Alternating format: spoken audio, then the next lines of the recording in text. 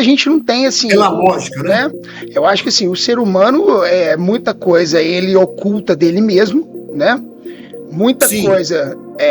Isso ficando cada dia mais claro, né? Cada dia mais claro. Nunca foi conspiração nenhuma. Nenhuma. Né? Mesmo porque uma coisa que eu aprendi, que é um ditado popular, que tem tudo a ver, é isso. Quer dizer, o povo aumenta, mas não inventa. Isso é verdade, cara. Isso é verdade. Tipo assim, se uma coisa é insistentemente repetida trilhões de anos, alguma coisa tem. Cara, pode não ser exatamente aquilo, mas é parecido com aquilo. Se a gente for pegar lá na linguagem, na escrita hierográfica, né? A gente tem diversas pirâmides com diversas naves, helicópteros, não sei o que. Inclusive também nas pirâmides também aqui, dos pré-colombianos também. Claro. Sim, demais. Essa daí eu acho que é maia, se não me engano, essa imagem, cara. É maia. Essa imagem é fantástica, cara. Esse daí ele já tá pegando e partindo já pra outra dimensão. Deixou sementes e foi embora. Uma das maiores tragédias que eu já vi. Aqui. Agora. Porque também tem outras teses também que eles falam, por exemplo, tipo essas teses dessas raças raiz, né? Blavatsky fala muito sobre isso também. Cara, mas existiu também, então, cara. Existem também até hoje. Os lemurianos, né? os atlantianos e tal, que são povos que as colocações em relação a eles seriam povos tecnológicos, né? Basicamente. Cara, eu tenho que até dar uma estudada, velho, por que a Atlântida acabou, cara. Mas assim, eu acredito muito na Atlântida. A Atlântida acabou, eles colocam que a Atlântida acabou por causa que ele está fazendo uso excessivo de magia. Eles começaram a criar problemas de dissonância cósmica mesmo. Entendi. Começaram a criar buracos cósmicos. Entendi. Era mistura de tecnologia com magia. Entendi. E aí já estava começando a criar problemas assim, em termos assim, universais mesmo, né? Criando buracos cósmicos. É tipo esse colisor de partícula, né? Quer dizer, tem as teses ali, que você tem riscos, né? Que você pode, de repente, criar reproduzir, porque o objetivo, pelo menos o que eles falam, eles mentem demais, né? Que o objetivo deles é reproduzir o momento da criação. Cara, eu vi uma fagulha, de repente você recria um mundo de novo, aquele mundo começa a crescer e demora um outro, sei lá. É tudo muito grande, tudo muito pequeno, depende do ponto de vista, né? Depende do observador, né? Tem uma coisa interessante também, quando o pessoal, às vezes, por exemplo, é interessante, quando eu comecei a estudar muito esse mundo secreto. Quântico, né? O secreto. Quântico. Que é quântico. Agora a palavra agora tá virando quântico. É isso aí. O quântico já é a ciência aplicada exatamente do que estava sendo falado pelos caras, né? Sim, com certeza. Mas você vai vendo exatamente o seguinte, como que tem umas relações assim interessantes. Por exemplo, vamos entender uma coisa. Você está aqui desse lado da galáxia. Tem um outro mundo que está aqui desse outro lado da galáxia. Não tem como atingir ele pelo tempo e espaço, não. Não tem. Cara, nada que se inventar, você vai chegar lá. Então ele está em outra dimensão. Cara, então, mas aí o que acontece? Quer dizer, a forma de atingi-lo não seria no tempo e no espaço. Mas aí... significa que seriam planos, outros níveis. A distância é tão grande que ela já não é distância, mas é dimensão. Né? É dimensão, é o que eu ia falar, cara. É outra dimensão, entendeu?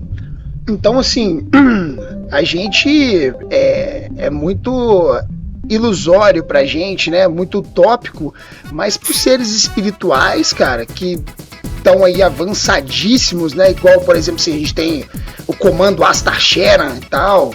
Então, assim... Você acha que é do comandante Astar? Você acredita no cara?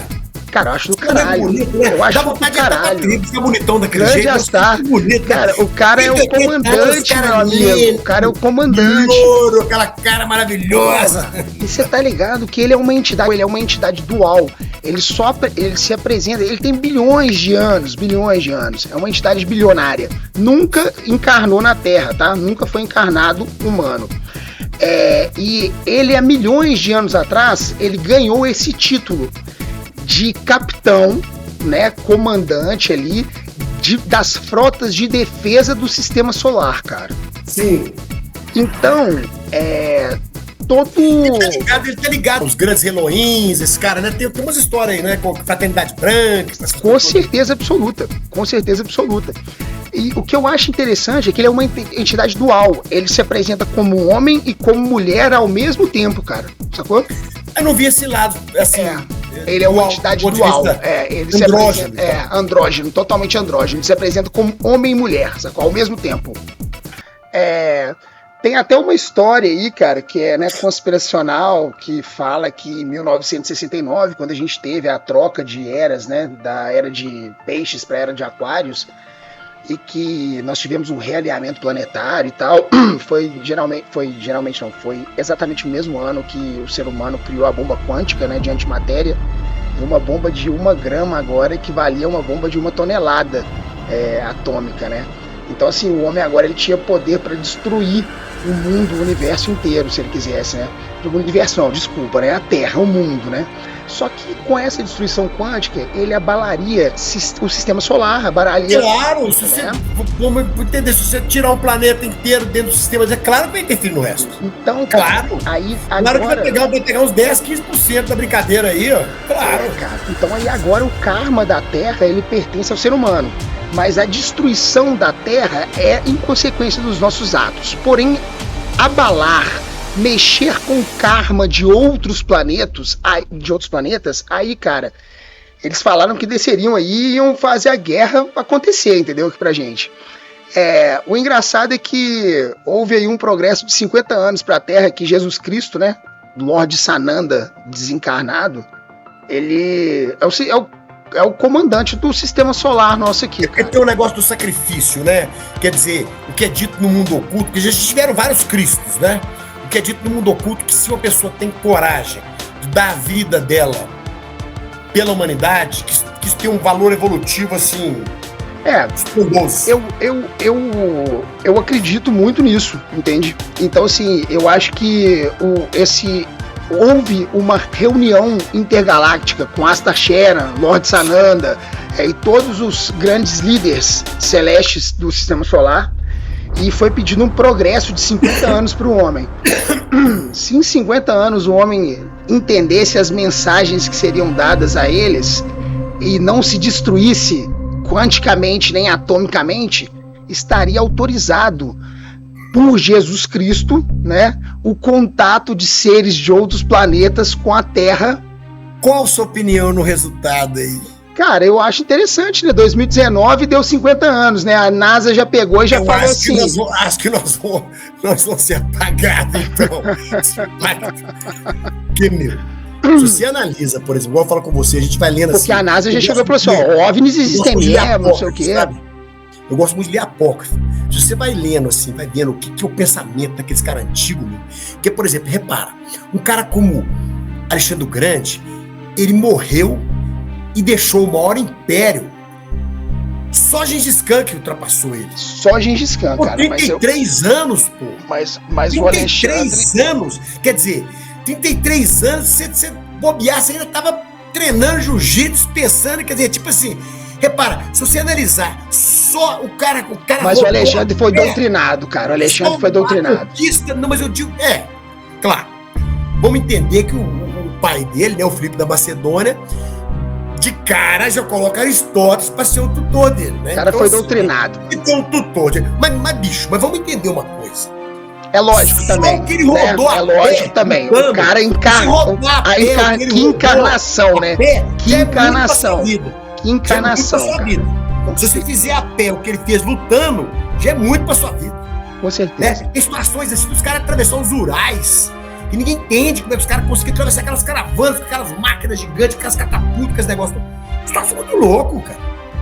Quer dizer, realmente tem que ter uma história a mais aí. Esses antigos, eles estavam mais por dentro da história. Cara, eu acho que também uma coisa é o seguinte, o poder do conhecimento naquela época era muito libertador, muito mais do que hoje, né, cara? Se hoje o conhecimento é libertador, virou escravizador. Mas o conhecimento agora está virando uma coisa escravizadora, né? Porque o que aconteceu? Na verdade, os patriarcas, eles distribuíram o conhecimento para nos ajudar, mas os herdeiros dos patriarcas entenderam, porque tudo é semiótica, né? Na verdade, o que acontece? Vamos supor, Deus, quando você fala lá, por exemplo, Keter, onde que ele habita? Ele habita o mundo arquetipiano. Quer dizer, porque Deus é muito mais uma ideia do que uma verdade. É uma suposição, né? Uma analogia. Porque você não tem como dizer, oh Deus, você não tem como encontrar, como explicar, como detectar. Falar, olha ele ali, ó. Ah lá, o cara tá lá, o velho. Você sabe a história do velho Barba Branca sentado nas nuvens? É um negócio muito mais profundo do que isso. Por quê? Porque é uma visão oculta de que o universo era o ancião dos tempos, que era o cérebro, que como se fosse um núcleo, e a barba dele seria os filetes. Aí neguinho já vai pro velho Barba Branca sentado na nuvem, né? Que já dá um sentido, já é a sacanagem da história, porque o cara vai criando ali, por exemplo, a tal da parábola para ensinar, que ela simplifica a ideia, mas aí ele percebe o quê? Ele percebe que nós, seres humanos, somos movidos pela simbologia. Todo o pensamento coletivo ele é simbológico. Então eles entendem o quê? Você trabalha na raiz do ciclo, você domina tudo e todos. Cara, interessante isso que você falou, cara, porque a simbologia foi a forma com que os antigos conseguiram de guardar o conhecimento sem ele se perder, cara. Sim, claro. Entende? Então, porque, veja bem, conhecimento é uma coisa abstrata na sua cabeça. Você fez uma roda, tá na sua cabeça. Como é que você explica? Você tem que pôr nome naquilo. Já começa por aí. E o mais legal, que é muito interessante, porque as pessoas não sabem muito, a questão, toda a origem, né? Por exemplo, os números. Você sabe por que os números têm aquela forma que eles têm, os arábicos? Não, cara. Os números é assim, o 1 é um ângulo, o 2 é um Z, é 2 ângulos, o 3 é 3 ângulos, e o 7 é cortado por causa dos 7 ângulos. Né? Que máximo, 8, cara. Então, assim, na verdade são os ângulos. Então é muito interessante porque tudo foi formatado, tudo tem, geralmente, muitas das vezes tem a ver com questão, porque a primeira arte em todas as culturas sempre foi a astrologia, antes da astronomia, né? Porque ela seria a visão primordial da astronomia. Por quê? Porque ela trabalhava com magia, né? Vamos entender uma magia grande aí. Agricultura. Quando o ser humano entende ali o tempo e o espaço, ele evolui na agricultura, ele evolui 500 anos comparado com qualquer outra época, porque ele sai de uma condição totalmente primitiva, que o caçador-coletor é muito incerto a vida dele, muito insólito. Outra das primeiras artes também é a arquitetura, né, cara? Porque a gente tem os grandes templos, igual Stonehenge. Não, mas a gente você faz arquitetura, o bicho faz a casa dele. Vamos entender o seguinte, o que eu quero dizer assim. Mas eu falo assim, os grandes templos, por exemplo, né? Igual, por exemplo, Stonehenge, por exemplo. Mas peraí, que é interessante aí que a coisa começa por aí. Olha que interessante. Porque os caras vão fazendo o quê? Aí eles começam a inventar a geometria. Por que chama geometria? Porque a primeira ideia era medir a Terra. Aristóteles chegou numa conta quase que igual. Que legal, né, velho? E o que a geometria é? A geometria é um modelo. Então o cara, o que ele fazia? Por que tinha aqueles manilhos gigantes lá no Egito? Porque o cara queria. Porque, na verdade, qual que é o grande problema? Para que você tenha mente, para você ter ciência, você tem que ter mente abstrata. Você tem que entender, por exemplo, a ciência, ela depende de tempo e de espaço. Cara, isso é verdade. Uma reação química, ela tem a quantidade X dentro de um tempo Y de reação. Só que como é que você conta tempo? Como é que você conta tempo? É muito subjetivo. Eu, por exemplo, assim, quando fotografias, você estava no laboratório, você contava 1 macaquinho, 2 macaquinhos, 3 macaquinhos, 4 macaquinhos, né? Para poder contar os segundos. Só que a minha voz pode ser mais rápida que a sua, não vai ser uma coisa precisa. Então, os astros eram os primeiros elementos que davam a visão de tempos precisos. Porque tudo aquilo era preciso. E aí os caras faziam aqueles manilhos gigantes, por quê? É como um relógio de sol, para poder observar. Então o cara fazia o quê? Ele sempre nesse ponto, aquele Stonehenge, ele observava sempre nesse ponto. Aí tinha aquele manique gigante lá. Aí ele fazia o quê? Ele pegava assim, fazia um campo de 100 por 100. E aí ele criava um mapa dele aqui, um mapa aqui, de onde ele estava observando, de 100 milímetros por 100 milímetros. E aí ele ia entendendo a precessão dos astros, ia marcando aquilo tudo. E aí ele inventa a geometria. E toda a semiótica nasce da geometria. Por exemplo, a estrela pentatônica, o pentagrama, ela é igual à precessão de Vênus em 40 mil anos. Então, por exemplo, o que acontece? Você, a partir do momento que você domina as ideias, através daquela forma geométrica que você está analisando o Sol, ele vai fazer uma caminhada ali, por exemplo, aqui em casa, por exemplo, que nascer do Sol, o Sol nasce daqui até aqui, ó. Então ele anda muito, né? Então o que os caras faziam? Criavam um modelo aqui e através da observação, o dia tal, o Sol estava aqui. Por que aqueles manilhos eram tão grandes? Para que a observação fosse mais precisa. Para que ele tivesse uma precisão maior. Porque se fosse um palitinho, como é que eu quero observar tantos milímetros ali? Ia ser muito mais complexo. Né? E através da sombra também eles mediam muita distância, né, cara? Mediam muita distância, né? Aí tudo. O tempo, o espaço, a distância, a questão da agricultura, porque, por exemplo, uma coisa interessante no tempo de Salomão era isso. Porque lá você tinha os afrescos com cada planta que o ser humano consumia. E quando o sol batia naquela planta, era hora de plantar. Caraca, cara, fantástico, hein? Fantástico. Tudo baseado nisso. Por que o Deus Sol é o primeiro Deus, sempre, em todas as culturas? Porque aí nasce o mito da luz da treva, né? Quer dizer, quando o sol esconde, é inverno, é miséria. Mas, cara, quando o sol aparece, é luz. Mas, meu Deus, isso aí é claro. Éramos heliocentristas e tínhamos que ser heliocentristas, porque o sol era a vida, porra. A vida é o sol, cara. O Sol, cara, e olha que interessante nessa ideia do Sol Invictus, né, na história do Sol Invictus, que no dia 23 de dezembro o Sol se põe no último ângulo mais longe do poente.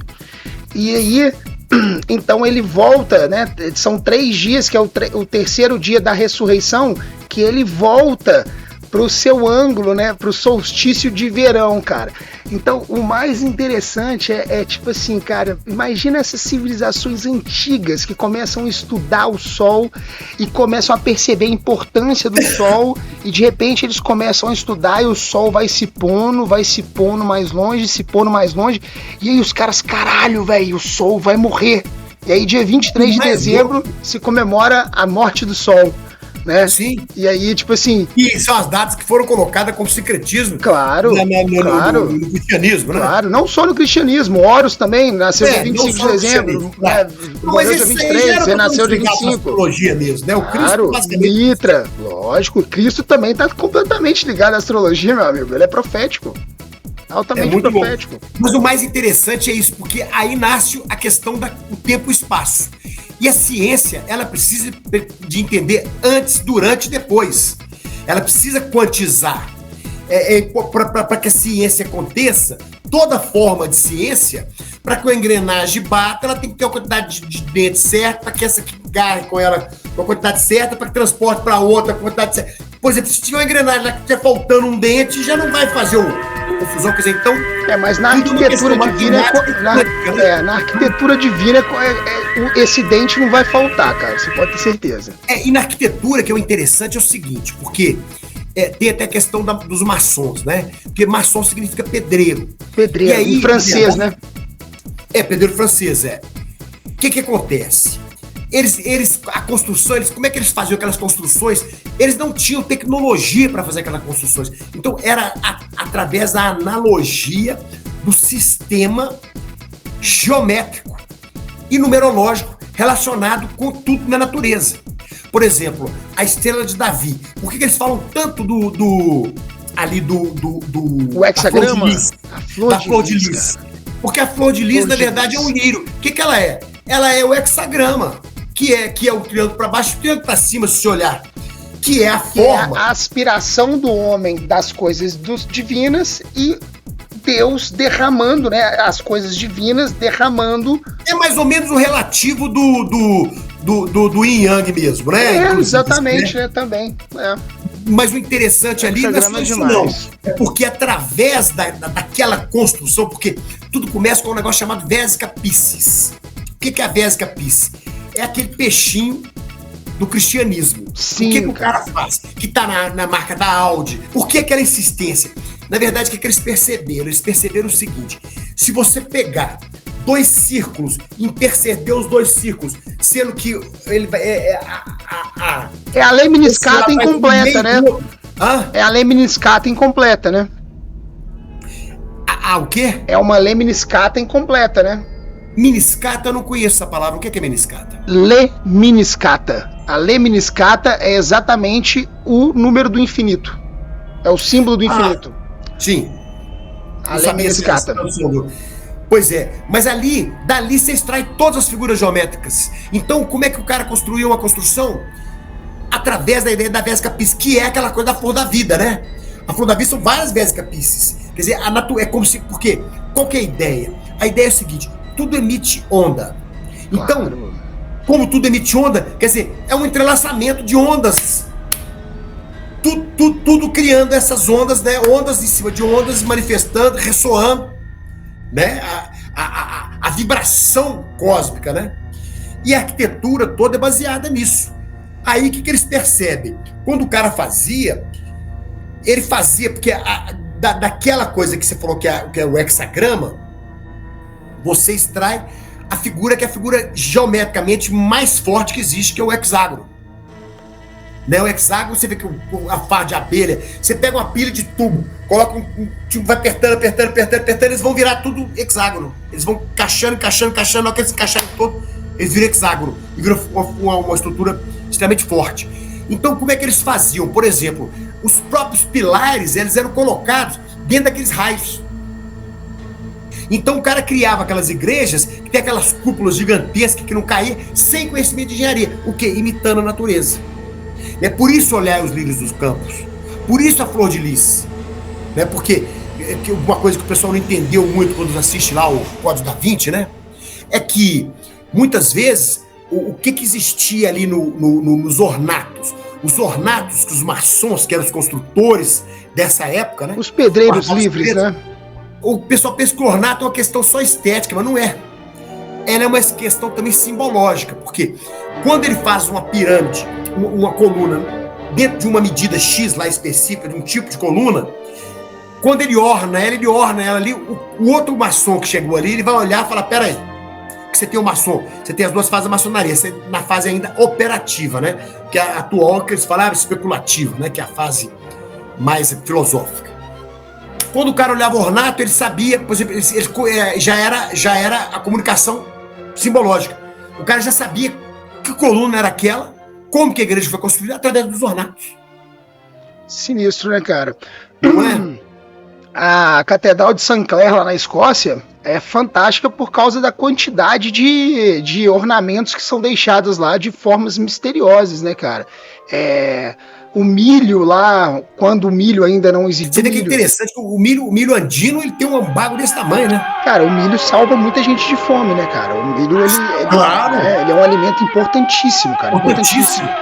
E o mais engraçado, por exemplo, como é que tem a natureza, como é que tem certos conhecimentos interessantes, né? Por exemplo, porque existem algumas coisas na natureza que são muito legais. Porque às vezes parece tão banal e é tudo. Qual foi a sacada? O milho era uma espiguinha assim. Aí o cara falou assim, será que se eu pegar uns baguinhos maiores e plantar uns baguinhos maiores, vai nascer uma espiga maior? Aí foi plantando uns baguinhos maior, que é tipo, faz coisa de peixe, né? Você vê como o cara foi fazendo, ele foi fazendo ali uma seleção natural. É uma transgenia, né? Ele foi fazendo uma seleção natural ali. Mas é engraçado isso, imaginar que aquele bago vai dar bagos, mano. Quer dizer, tipo assim, parece banal, né? Parece muito assim, pô, peraí, você procura uma engenharia muito mais complexa, né? E ela tem uma base operativa, que é uma base operativa funcional que explicar pode ser complicado, mas né? É legal demais. Por exemplo, assim, você vê que o milho lá nos Andes, você vai no Equador, por exemplo, o milho tem um bago desse tamanho. Que delícia, morote. Você põe um milho assado, uma coisa maluca.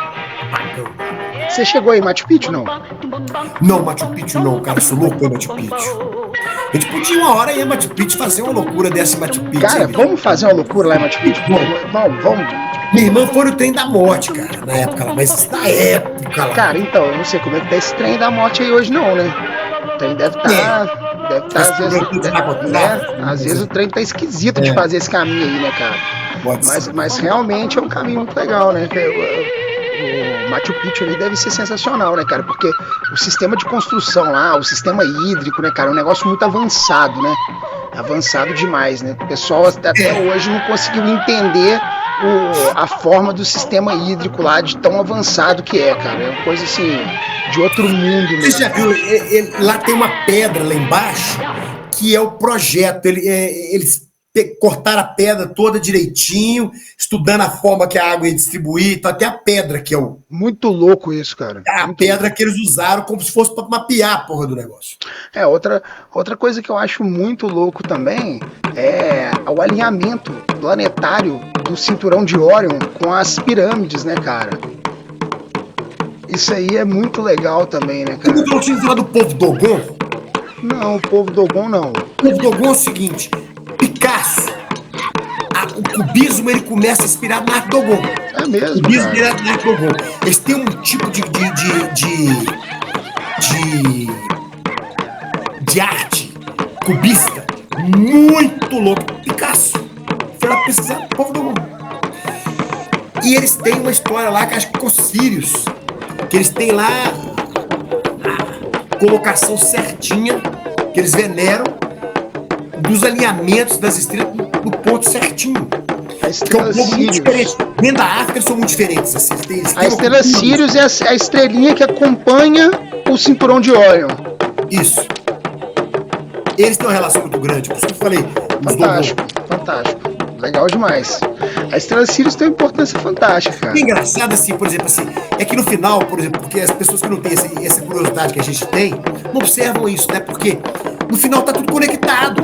Os caras que estão ligados com a coisa lá de fora influenciaram Picasso, que foi o cara que trouxe o cubismo, o modernismo, nasce com Picasso. Como Quer diz, dizer, como se fosse acaso, mas não é não. uma coisa interessante era de mostrar também as igrejas de Ouro Preto, né, cara? Tem muita igreja muito linda, né, cara, e tal, nesse projeto que a gente tá querendo criar aí. Então, assim, eu acho muito interessante também mostrar essas E sabe a história das construções. igrejas? Assim, o papo das igrejas é o seguinte, que é a Ah. cultura do mulato, né? Que é muito interessante, porque o que acontece é o seguinte, quando começa o processo Você já chegou aí na casa do Inconfidente lá? Fui na Casa Inconfidente, fui na Casa da Moeda, também A casa do Inconfidente é a outra que tem lá, porque essa Sim. geralmente ela é ligada mais a governo. Aham. É uma casa que tem na frente de Ouro Preto, de onde você vê Ouro Preto todo. Na frente, não é dentro do conjunto, não. Já é depois da barra lá. Então, É uma casa que não tem lá sei, perto da cara, Lagoa do não Gambá. sei. Ouro Preto tem uns nomes engraçadinhos, perto da Lagoa do Gambá. Que é de lá. Então, o que acontece? Tem que fazer uma visita lá. Nós vamos fazer uma visita porque tem que estar ligado a alguém, ligado à prefeitura, pra poder estar lá. Porque algumas reuniões dessas eu estive lá. Mas o interessante é o seguinte: o que rolou? Começou com aquela profissão do ouro, começou a vir muita igreja pra cá, muito bispo e papapá. Quando houve o problema da Inconfidência, eles proibiram a entrada de qualquer coisa cultural. Proibiram tudo. E proibiram as ordens primeiras e as ordens segundas, clericais. As ordens primeiras e as ordens segundas clericais são os bispados, os padres mais evoluídos, mais na escala, né? E aí as ordens terceiras, as ordens quartas, eram as ordens negras, as ordens que aceitavam índios. Então, quando surge o barroco, por que o barroco mineiro é tão valorizado assim? Por exemplo, Aleijadinho, ele tem a concha barroca de Aleijadinho é a concha barroca de Aleijadinho. Existe concha barroca lá, mas aquele desenho é o desenho que Aleijadinho criou. Por quê? Porque eles não podiam chegar ali, não podiam chegar nada, então o cara falou assim, tem uma concha mais ou menos assim. Ela tem uma pérola dentro. O ornato é mais ou menos assim. O leão, mas você vê que, por exemplo, e aí o que começa a acontecer? Surge os dois expoentes, que é o Mestre Ataíde e o Aleijadinho. São dois mulatos. Né? Aleijadinho tem sido questionado demais, inclusive até questão de aleijado e tal, porque... Não, ele era assim, cara. Eu vi a exumação lá, eu estudei o documento da exumação. Ele tinha uma doença raríssima, cara, que era de exposição à luz do sol. Ele não tinha... a melanina da pele dele não podia ter contato com a luz do sol. Ele dava várias escaras na pele e tal, ia definhando e tal, tanto que ele ficava todo coberto, cara, do sol, entendeu? Mas fantástico, né? Uma figura extremamente fantástica. Mas o interessante das igrejas é o seguinte, que aí tem um negócio interessante que o pessoal não saca muito, que é o tal do chinesismo, né? O que é o chinesismo? Claro, cara. Você vê que, por exemplo, aquele vermelhão do barroco mineiro, aquele azulão é chinês. O que acontece? Tinha as culturas, eles tinham as colônias em Macau. E eles traziam os artesãos. Você vê que o rococó, ele é muito parecido com aqueles ornatos da Tailândia, daquelas coisas, muito parecido. Até coisa de folha de ouro, quer dizer, até as técnicas, as cores, as tintas, né? Próprio... Tem aquele azul colonial, tem aquele azul meio roxeado, aquele vermelhão, que é o vermelhão da China, eles chamam de vermelhão oriental, né? Que eles chamam de vermelhão chinês. E o próprio Aleijadinho mesmo, cara, já sabia que nós já tínhamos sido colonizados por orientais antes, né, de portugueses e qualquer outra coisa. Tanto que nesse contato com os orientais que eles tiveram, que ele teve e tal, e por saber disso, ele dá traços orientais a todas as esculturas dele, cara. Você vê que... Você vê que o leão de Aleijadinho é aquele leão, parece macaco, aquele leão chinês. Engraçado, né? O queixo europeu, nariz europeu, olhos orientais. Mas é interessante também que, por exemplo, o que é interessante do Barroco Mineiro? Porque ele acaba tendo, como ele não tinha as referências para poder copiar, então ele acaba, por exemplo, assim, utilizando flores locais para poder criar ornatos. Então, assim, por isso que o Barroco Mineiro é tão valorizado, porque ele é único. Ele nasceu com uma alusão. Ele não nasceu em cima de uma ideia construída. Isso aqui, vamos fazer, vou copiar. O formato é 3x1. Não, o cara falou assim, ele é uma alusão a uma ideia. Ele é uma alusão a um pensamento. Então, ele é autêntico. Então, por exemplo, é a primeira arte brasileira, verdadeiramente falando. Puramente brasileira. Que detona ela quando que a coisa dança. A coisa dança quando nós chega Dom João VI. Porque quando Dom João VI chega, ele traz os artistas junto com ele e funda a Escola de Belas Artes.